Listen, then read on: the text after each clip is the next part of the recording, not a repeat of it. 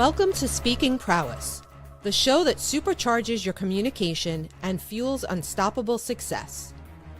Sifu Raphael, visionary founder and world-renowned master instructor, elevates leaders into unforgettable communicators who command the room and inspire action. Alongside him is Scott Schilling, the authentic connector, a business growth expert with 40 years of experience, empowering audiences to rise higher, succeed faster, and thrive with purpose. Together, they bring you the strategies, insights, and inspiration to amplify your voice, expand your influence, and unlock your true potential. This is Speaking Prowess. Your journey to communication mastery starts now.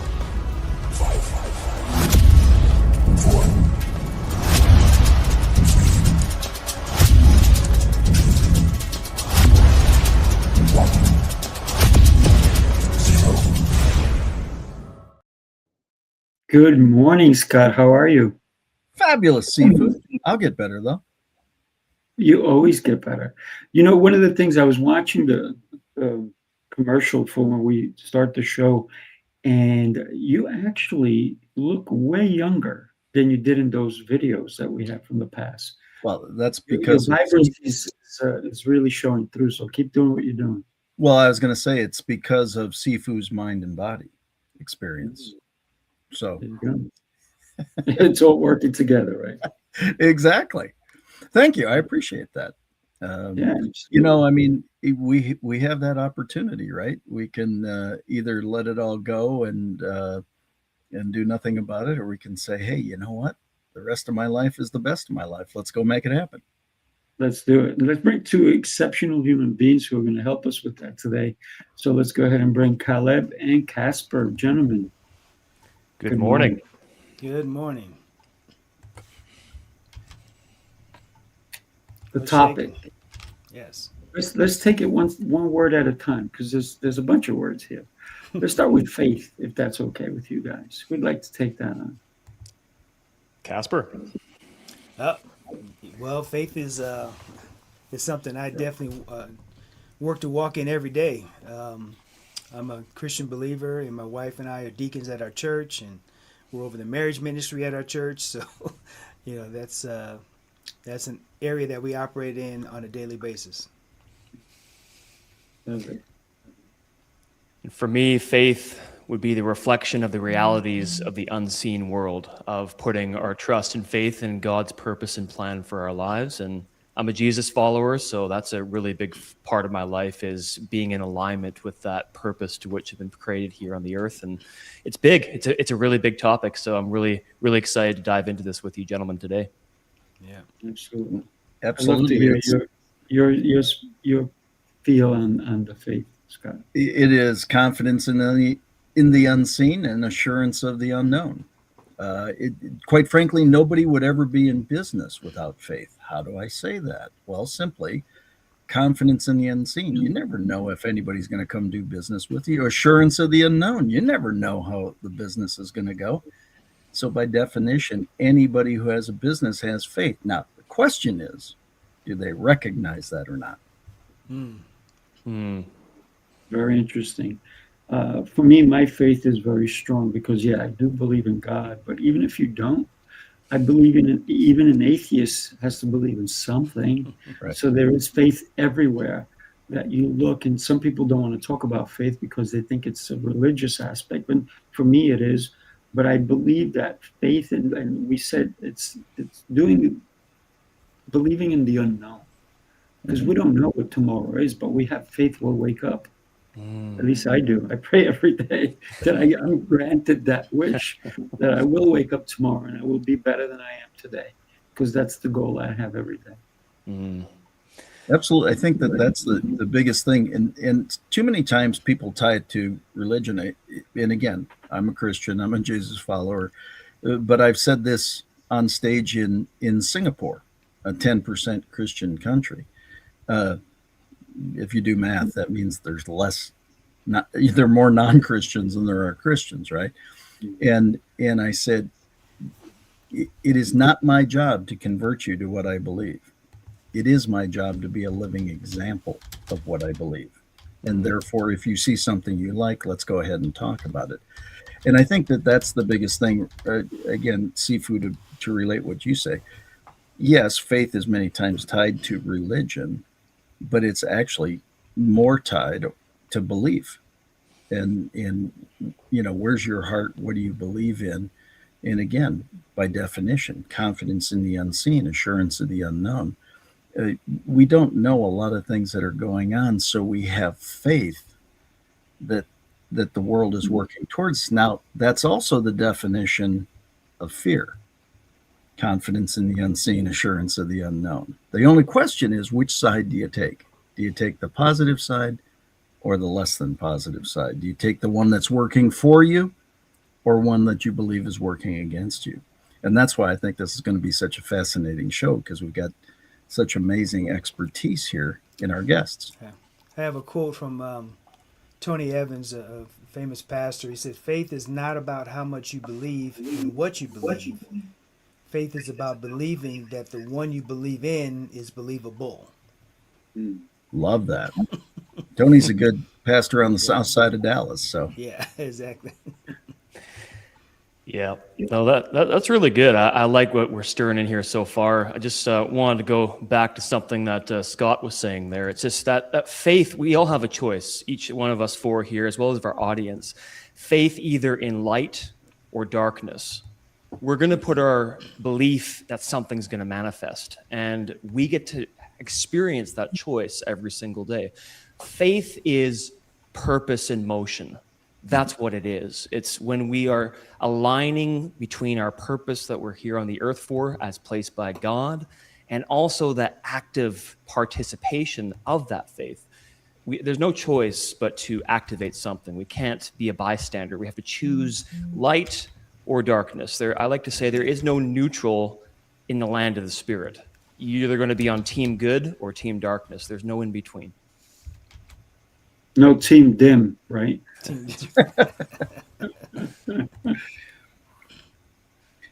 Well, the only way to eliminate darkness is through light. Yeah, exactly. And again, it becomes a choice. It was interesting. Peg and I, my wife and I and daughter went to dinner last night, and we were just looking at people, and we were all in the same place, experiencing the same thing. And the difference in the look on people's faces and their posture and all the things, it was fascinating. And Sifo, thank you for the compliment earlier, but I said that table over there is all younger than Peggy and I. And my daughter went, "Dad, there is no way." And I said, I'll bet you $1 they are. I said, I'm not sure how we're going to figure this out. But it became about choice, right? And that's what I think all these topics that we'll discuss today, that becomes a foundational piece in much of it.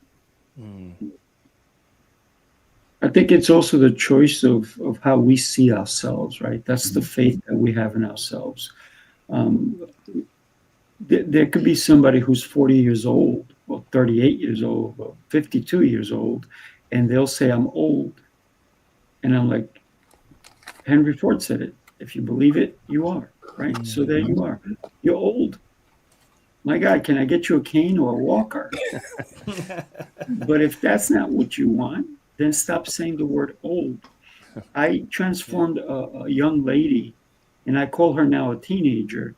When I first met her, she says, "I'm 82 years old." I said, "Excuse me?" I said, "You mean young?"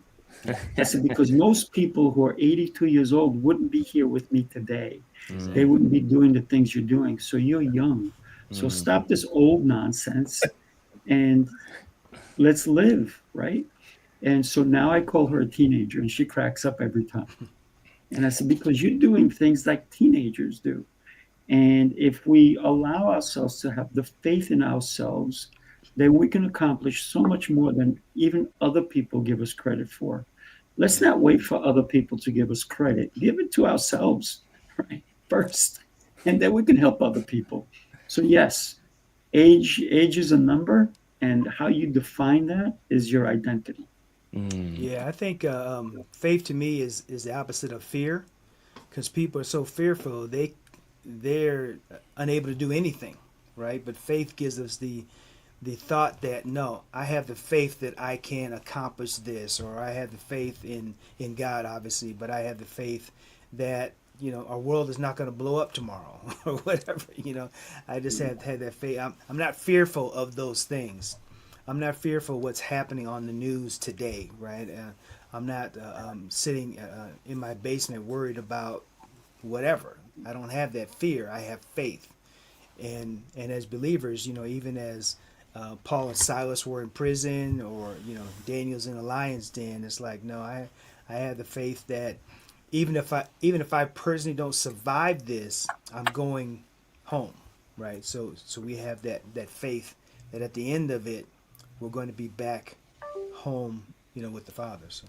I like what Casper's throwing down there. I just want to dovetail off that as well and talk about another one of my favorite examples in the Bible, which is David. There's often a phrase in the scriptures where it says that when David was full of days, then he went to be with his fathers and went to be with the Father.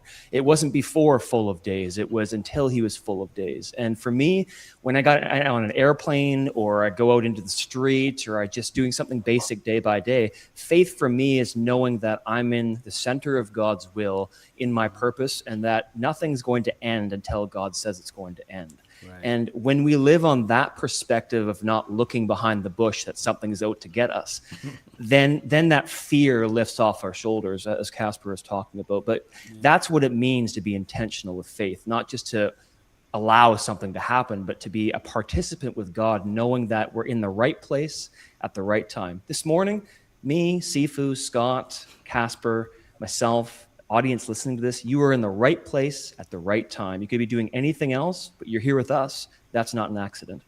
Right. Not at all. I wanted to talk about, you talked about the news.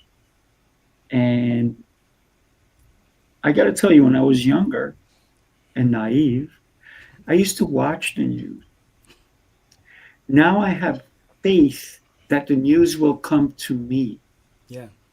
I don't have to sit in front of a television for the news to come to me, because someone will say, hey, did you see what happened? Did you hear what happened? So I know that people I'm going to have personal reporters come to me and tell me what's going on, right? Yeah. So, and this happens all the time, whether it's local news or world news, somebody who spent time in front of a television will come and report it to me. So I have faith that I'm not missing out. I'm not. Well, because I think that's one of the. They're going to tell me what's going on, so I'm good. Either you're making news, or you watching news, or you're making news. So I like to make news. Yeah. To dovetail a little bit off of what Caleb said, is the fact is, when you have faith and you walk in it, right?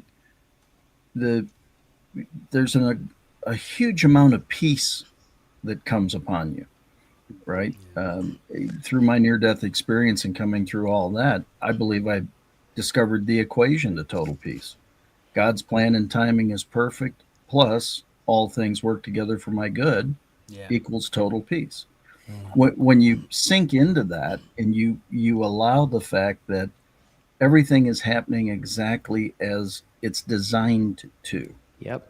Not as it's supposed to, not as you'd like it to, not as it's designed to. I mean, all of a sudden you get to a different thing. As you said, Caleb, you can't, or in the case of David, right? He had many days, but still, from a human perspective, he had many days. From the master calendar, not so many, right? And I think that's where we if there's anything that I've gained becoming more mature, code word for older, what I've come to recognize is, why fight it? Why not just sink into it and love it and live it? I'm pretty sure Sifu didn't want to have surgery on his shoulder. That being said, he did it to correct something, and now he'll be better than he's ever been going forward. Why? because I know he will be. Thank you, Scott. Have faith. Yep, that's it. It's like, in the words of the late Chuck Norris, who just passed away today, Yeah. he said, "Run while you still have the chance. Run while you still have the chance." And the reality is that we live in a world, according to Ecclesiastes, it says that eternity has been set on the heart of man. Eternity. And eternity is a long time, yet it's a breath away, yet it's a long way from being for some than others. Time is a very, very fascinating concept. And God is outside of time. It's a human calendar that created Earth time, but God's outside of it. That means that God is outside of man's construct, meaning that he knows the future, he knows the past, he knows the present. I don't have to worry about that. I only have to worry about today. So I was right when I said people will bring me news I didn't know, and thank you for telling us about Yeah, exactly. The flags will be half staff here in Texas for Chuck Norris. right? But if you think about all the memes and all the things that Chuck Norris has created for all of us, is to live a life worth living, right? And I think he was 86, right? If he did pass today, it's a sad day, but it's also a day for us to reflect on what we have, and don't forget that what we have we can share, right? So he did share his knowledge, his expertise, his willingness to really step up and help other people, because in the martial arts world, the man would not only will be an icon forever and ever, but was a living legend. Yeah. So how many people can say I met a living legend, right? I've met so many, and it's an incredible time when we meet somebody in person, and we don't see him as a living legend. We just see him as, hey, buddy, what's going on? It's the opportunity to be present when you're in front of somebody. Yeah. And it's the faith that we have within ourselves, not to think about me when I'm with you. All I want to do is think about you. Because if I think about me, I didn't do the reflection I needed to do during my time alone. So when I'm with you, it's all about you. That's how we should live our life, right? Yeah, for sure. Yep. Some good music coming on. Who's playing music? Sorry. I had a hot take. I'm pretty sure they were calling me to let me know about Chuck Norris. There you go. That's great. Yeah, I think a big part of this is we all have, again, it's so much choice in being able to take how we feel about any of these topics, and how not only how we feel about them, but then how we act on them. Right. And I think the better we are at understanding the topic, but then also the opportunities that exist by the way we enact them, and also the challenges we could create. I mean, I think that's pretty important. So again, faith is something that man, go full bore on it. Belief is a cool thing. Yeah, I think we can tell the folks that are operating in faith because there's action behind it. There's work behind it, right? Faith requires there to be some action going on to demonstrate that you do have faith. And the ones that are complaining, the ones that are stagnant or whatever, those are the folks that don't have faith. Because if they did have faith, they'd be in motion. Yep. Right. So faith requires motion, in my opinion. Absolutely. Great way of putting it. I got to say, we've been talking a little bit about faith, and I know we can do like a 12-day episode on faith. But one of the other words that we have in this episode is marriage, right? And whether you're married or not, it's an institution that, if you think about it, it's where people come together and hopefully create this unison And right now I'm engaged. I'm divorced, but I'm engaged at the current time. And guess what? I don't want to make the mistakes I made when I was married. Yeah. So therefore, I'm going to listen and learn right now.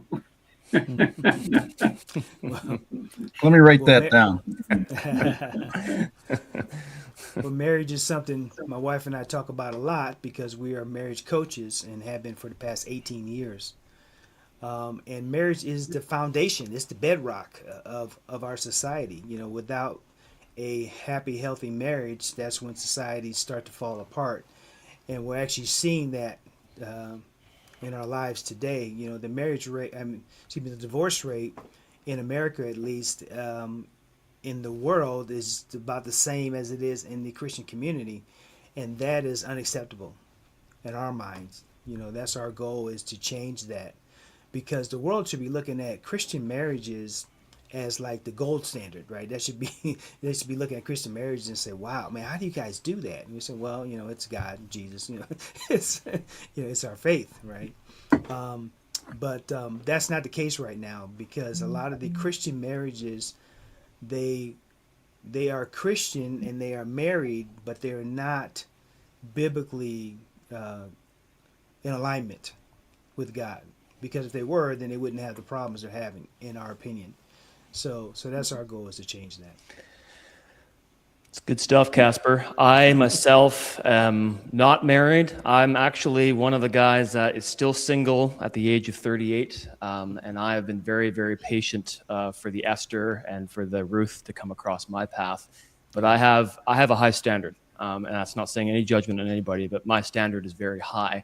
But I want to go off of what you're saying there, Casper, and why Christian marriages, or marriages in general, so many are falling apart in my perspective, even though I'm not married. But it comes down to this, in my perspective, is that before we can be married to a physical person, there has to be a marriage with the Spirit of God. We are first married to God before we are married to a human being. So we must be in alignment with the tree of life, not the tree of knowledge of good and evil, not living by the soul, not living by the carnal body, but living by the Spirit. And when everything flows from seek first the kingdom, seek first God, and all these things will be added, that's what the bedrock of every healthy marriage should be, not the other way around. I'll get to God when eventually it's suitable for me. No, it's God first, and then everything that on the earth that happens after that. Yeah. That's just my take on it. Very much so. I mean, my kid's mother and I were married about 5.5 years. And I worked to have us go to counseling, and she had zero desire. So I went to counseling. And I basically shared with my counselor at the time, I don't ever want to feel this or experience this again. And at about 6 months, she said, "You know, you don't need to be here anymore." And I turned around and I said, "You're going to keep on taking my money until I tell you I'm done." And she goes, "Well, okay." And it ended up being about 2 years. Now, why? Because now Peggy and I have been married. November 25th was 30 years. Wow. Never going to feel that again. That's not going to happen. And so, Sifu, congratulations on learning some of those couple techniques, you know, like listening and things like that. I mean, listening closer. I know you always listen. But, you know, but again, those are choices, right? You're never going to experience this. You're going to learn a better way. I don't think anybody gave you the guidebook on how this is. At least they didn't give me the guidebook on how it was supposed to work. That was evident. But the point is, wherever you are is wherever you are. Now make the decision where you want to go. And if you want to go somewhere different, that's possible. I got to tell you, my sister and brother-in-law just celebrated their 55th year anniversary. That's awesome. Now, I lived with them when I was a kid, and they were marriage counselors. If anybody knows Marriage Encounter, they were marriage counselors for, I don't know, probably 30 of those years that they were married. And so one of the things that I always say to them even now, and I just saw them in Tampa. I said to them, get a room, because they're always holding hands. They're like kissy kissy. And I said, wow, that's a beautiful thing. And but they respect each other. Yeah. Communication for them is huge. They pray together. They pray when they wake up together, they go to sleep, they pray together. He's a deacon, she's in church. They both taught at the seminary that I used to go when I was a kid. And just because my marriage failed didn't mean I didn't try, because sometimes it takes two to tango, for as far as I've learned, right? It's hard to tango by yourself. You kind of look a little silly. And don't worry, sometimes I've looked very silly because I've tangoed by myself. But I rather tango with a partner who's going to be on the same page as I am. So therefore, when I say I'm listening and learning, it's constant for me, right? I'm always seeing people who have been married for a long time, and I'm going to say, I always ask, what's your secret? And usually the man is always going to say, I listen to her. And I'm going, good advice. If he's smart. He's a smart man. Yeah. But I also love what Caleb talked about, that you need to be married to God, right? Yeah. And that's that wholeheartedness that you have to be in your heart and in your head, and they are connected so that you can say the words so that your heart can connect in a deeper level. And I think that when you can respect the other person, I think marriage truly works. Yeah. Because it's not and I see marriage as a business, right? When one thing is falling apart, other things are going to start moving along that same path. So we have to take care of every situation as a business, if you will, right? Because marriage is a serious business. If you don't handle it, if you don't have time with each other, it's going to fall apart. Yeah, you guys would be surprised, or maybe not surprised, but a lot of the couples that come to us, Christian couples, one of the first questions we ask them is, where is God in your marriage? And they look at us like, what are you talking about? It's like, are you focused on God? Each individually focused on God, because it's that triangle, we've all seen and heard about, where God's at the top. And if the husband is focused on God, heading towards God, and the wife is heading towards God, then it's really hard to argue. It's hard to be in a disagreement. It's hard to do all these things that cause us to separate. They talk about the three biggest challenges in marriages, and there's a lot, but the three biggest challenges are finance, communication, and sex. And if those things are not in alignment, if you're not in agreement on those things, then that's when chaos happens. But when you're in alignment and you're headed, if you're focused on God, like we've been talking about, it's hard for me to argue with my wife if I'm focused on God. If I'm focused on love, I just can't go off the love line and now start arguing with her.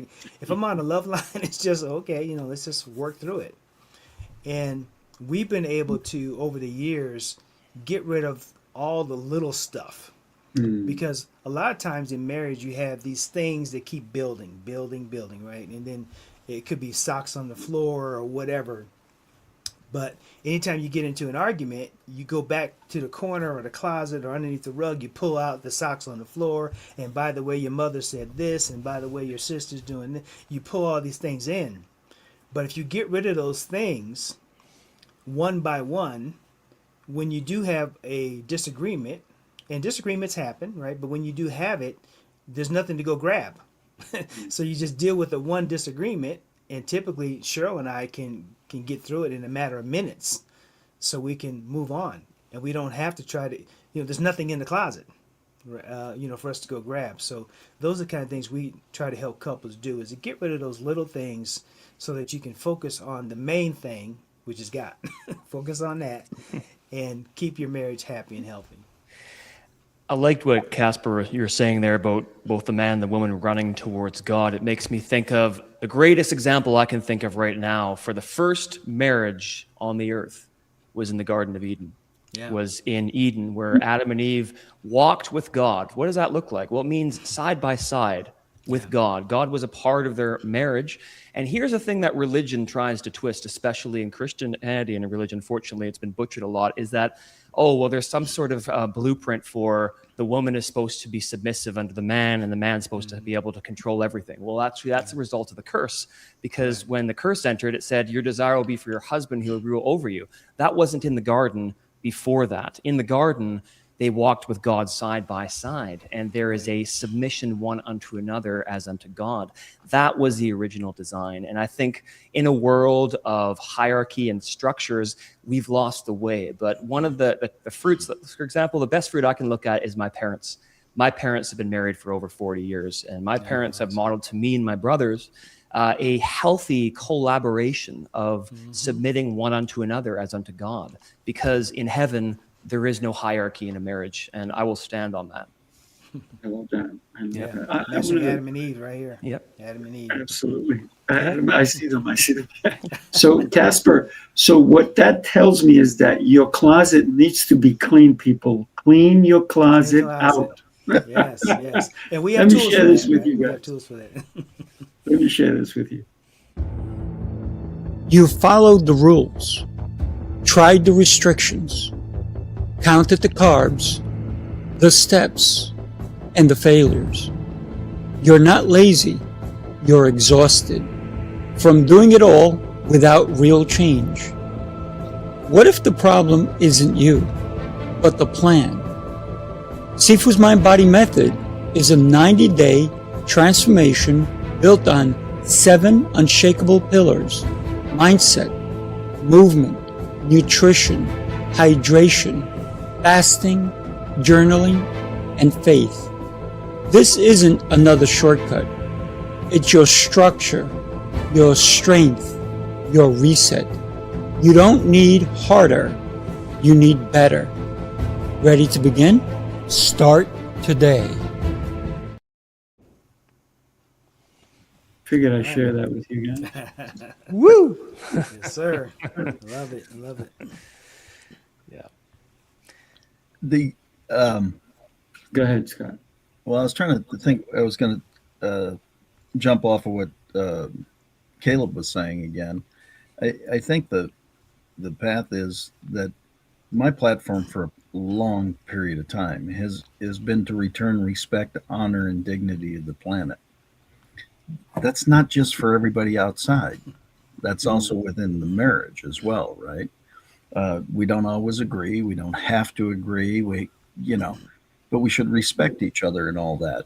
Honor is how we lift somebody up. Right.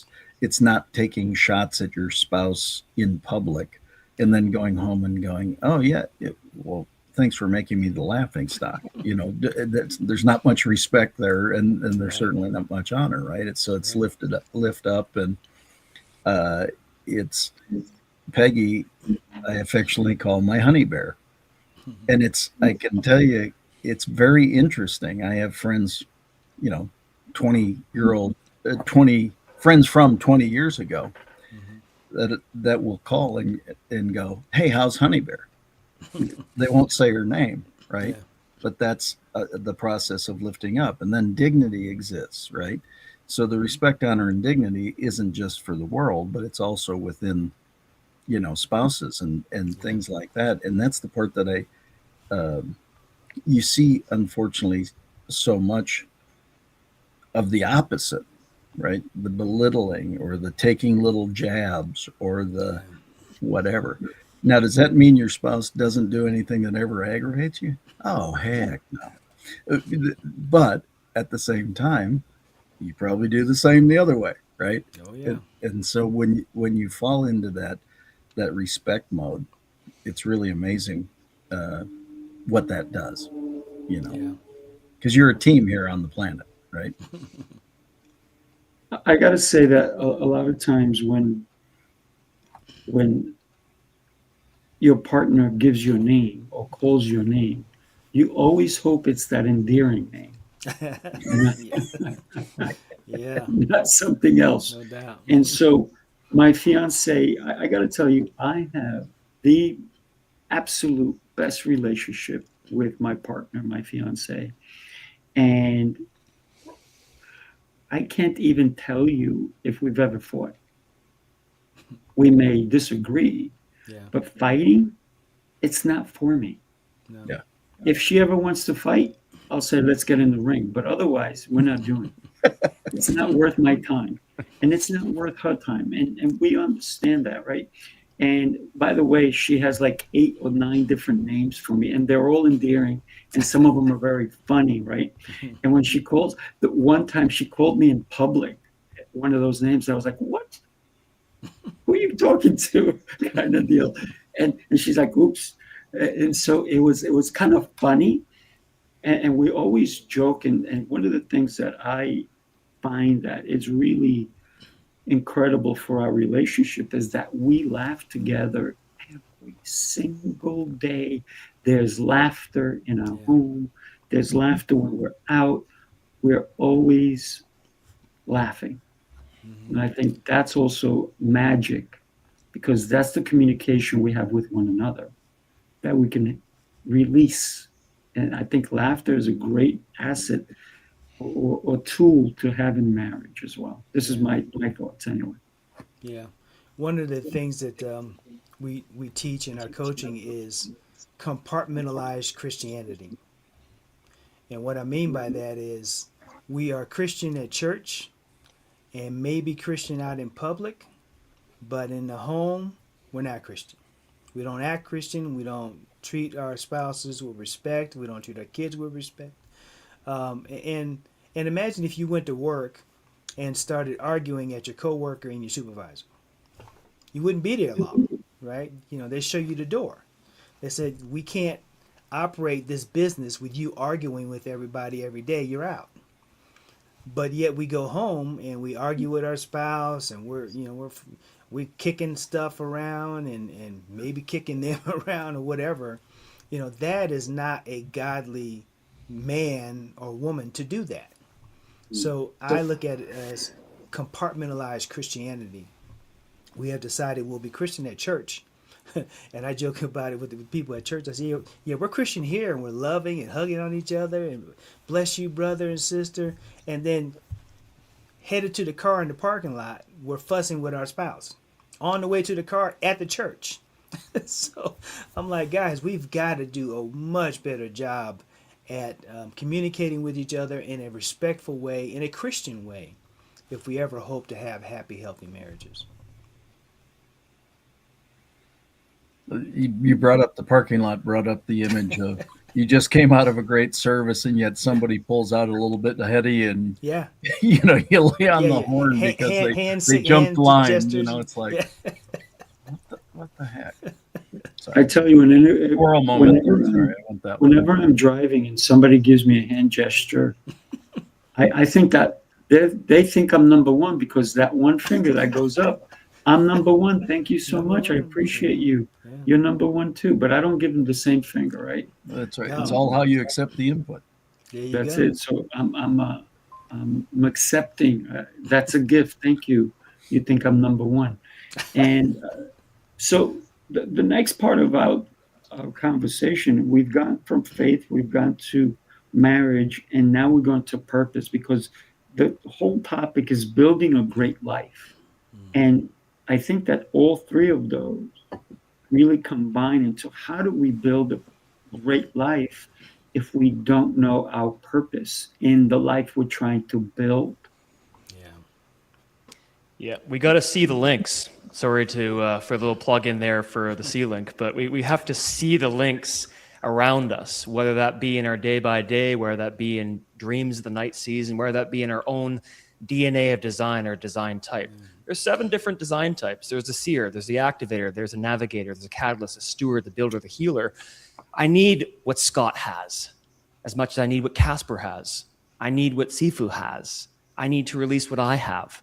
And what a great tragedy it would be if everybody in the world had the same design type. If we had a bunch of navigators, we wouldn't have any builders. If we had a bunch of builders, we wouldn't have any seers. If we had everyone who was seeing, we had nobody who's building. And we get the drift in the picture. But this is where it comes into collaboration. And really, purpose is that marriage between faith and our purpose. That's why I love the title of the topic today. We marry faith and purpose together. That's what it looks like when we're walking in our DNA of design, not putting on somebody else's armor. Because if I put on who Casper is 100%, I'm not going to fulfill my purpose on the earth. No. If I put on Scott's armor, I'm not going to fulfill my purpose on the earth. Sifu's, I'm not going to fulfill my purpose on the earth. We must learn from each other, but we can't shy away from who God designed us to be. Yeah. Uniquely designed, I believe. Yeah. Yeah. And you'd be surprised how many folks do not know what their purpose is. I every time I get around my children and grandchildren, I ask them, I said, so what's going on? What are you doing? What's the plan? And they're like, what do you mean, what's the plan? I'm like, you don't have a plan. The world will have a plan for you, right? The world is perfectly fine with coming up with your plan for your life. Yep. So you need to have a purpose, and it needs to be on purpose, and it needs to be operating in faith and love and all those things.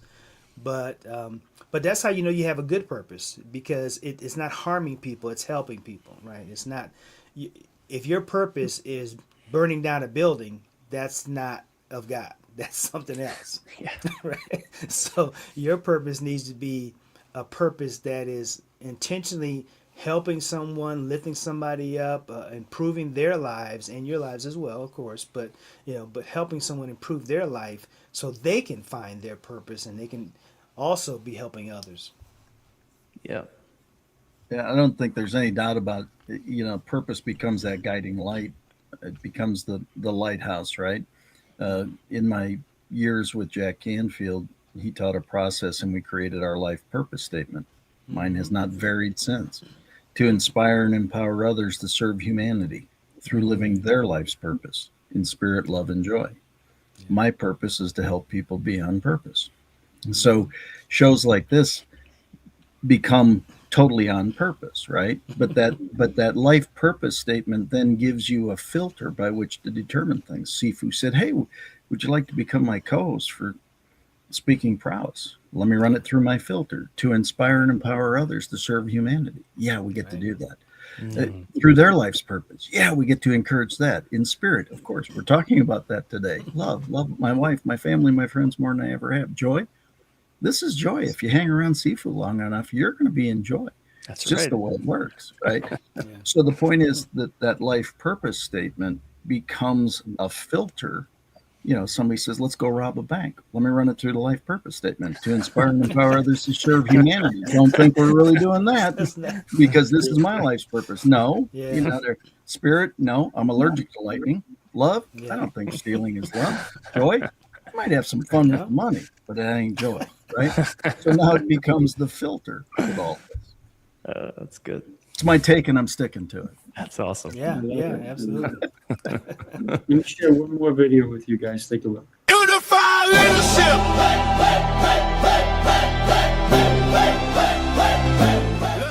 This is what we do, man. This is what we live. This is our calling. And you walk away with a working document, something that you could hold, that's intangible, that you could utilize, man, wherever you are on the journey. This is not for one specific element. This is for real leaders to grow that leadership acumen, to be better in the home, be better in your community, be better in your workspace, be better in your organization, your teams, man. If you feel you have no value after day one, we'll give you your money back. Indeed. 100%, bro. That's how we stand behind what we believe in. Raise that bar, leaders in rhythm, born to spar. Raise that bar, leaders in rhythm, born to spar. Steady and true, the sound of the few that follow new. Strong alive, this is the beat where leaders thrive. Unified leadership. I can't help myself. I just love, doing fun stuff. I got to tell you, Coach T.O. Clay, he's a phenomenal human being. I'm just so happy to be aligned and unified with. And we invite everybody to join us in New York in May. it's a great time to be in New York. And also, we're going to go to the Statue of Liberty. And there you go. Right? How better can we get unified? That's pretty good. That's pretty good. Hey, I wrote a statement of purpose over 30 years ago. This is my statement of purpose. So, like Scott was saying, if things don't fall into that, I'm not interested. So I know the purpose of my life is to be spiritually connected, healthy, family oriented, and free. In order to achieve these things, I must unselfishly give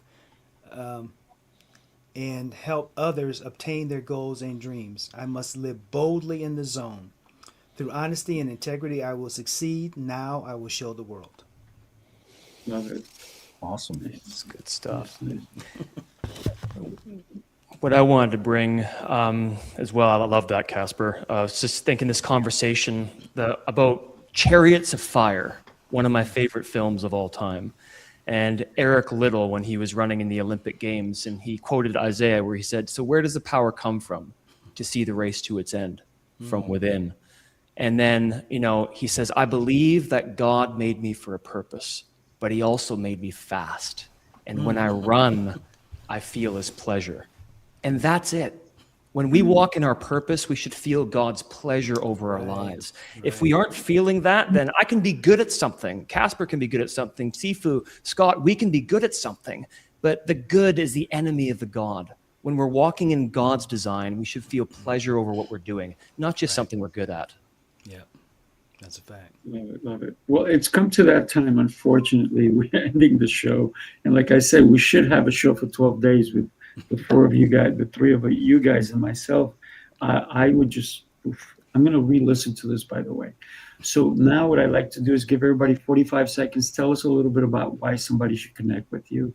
And everybody should connect with these crazy and beautiful individuals.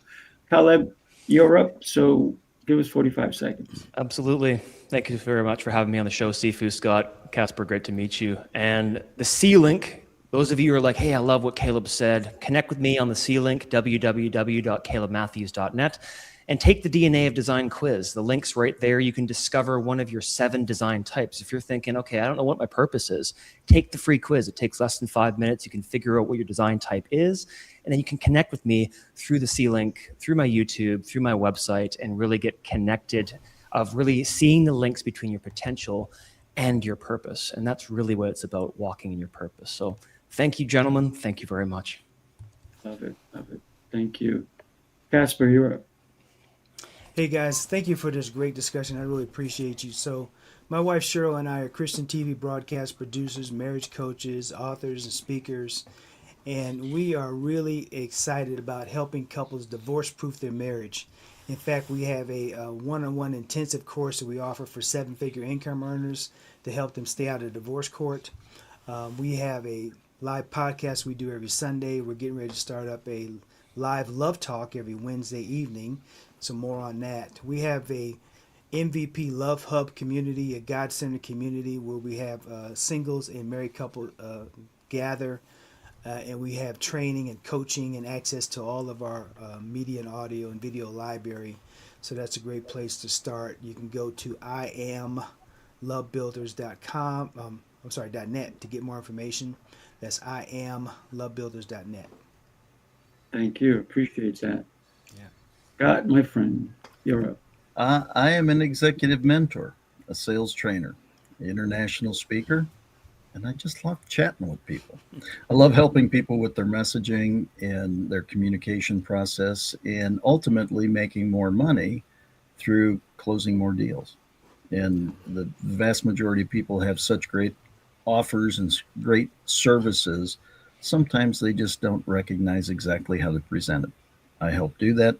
And if I can ever be of service, please reach out, scott@scottschilling.com. Absolutely. And you make yourself hard to find. Scott Schilling. I know, it's so confusing. I follow suit, Scott. I'm c4raphael.com. I'm easy.